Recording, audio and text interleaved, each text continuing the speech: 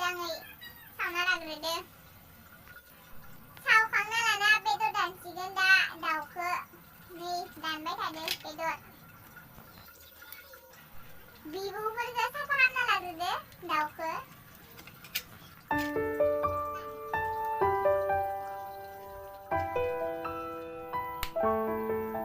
खुथिबायदो बेदरखौ।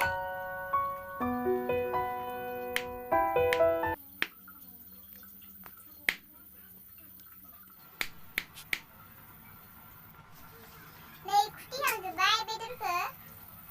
आं दा एवनो थाखाय सारायाव थाव होबाय। दायो बेदरखौ एवसिगोन आङो। संख्रि होबाय बेदराव आङो। बेनि उनाव हालदै होसिगोन। नै हालदैया एवबाय थादो आं दा बेदरखौ। नै खोबना होबाय आं दसे। नै दा आं बानलु होबाय।